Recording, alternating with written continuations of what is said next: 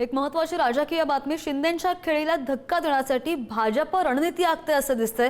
कारण की भाजपचे खासदार आणि आमदारांनी बवियाच्या राजीव पाटील यांची भेट घेतलेली आहे। हेमंत सावरा, राजन नाईकांनी बवियाच्या राजीव पाटलांची भेट घेतली आहे। एकनाथ शिंदेंची शिवसेना क्षितिज ठाकूर यांच्या नावाचा विचार करत असताना भाजप नेत्यांनी राजीव पाटील यांची भेट घेतलेली आहे।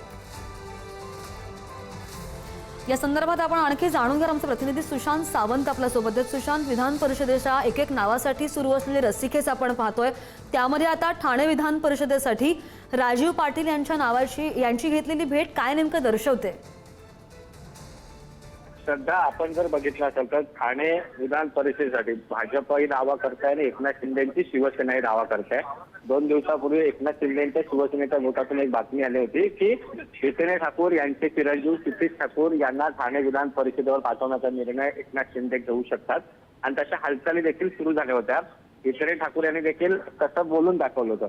आता याला धक्का देण्याचा प्रयत्न जो आहे तो भाजपकडून केला जातोय।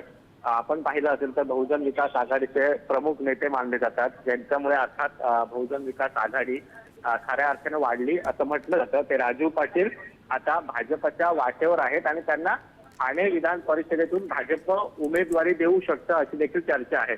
अर्थात ही चर्चा कशी सुरू झाली तर काल रात्री भाजपचे पालघरचे खासदार असतील हेमंत सावरा आणि भाजपचे नालासोपाऱ्याचे आमदार राजन नाईक यांनी काल भेट घेतली आणि या भेटीनंतर खरं तर ही चर्चा जी आहे ती सुरू झाली।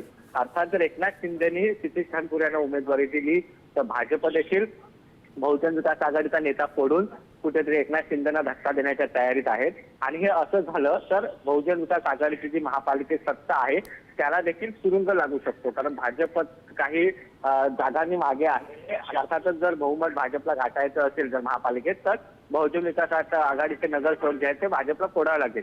जर ही निवडणूक झाली अशा पद्धतीने तर भविष्यात बहुजन विकास आघाडीची महानगरपालिकेतील देखील सत्ता जाऊ शकते। सध्या अगदी या सातत्यानं होणाऱ्या भेटीगाठी आणि वरिष्ठांच्या होणाऱ्या बैठका अधिकृत घोषणेची प्रतीक्षा। धन्यवाद दिलेल्या सगळ्या सविस्तर माहितीसाठी सुशांत।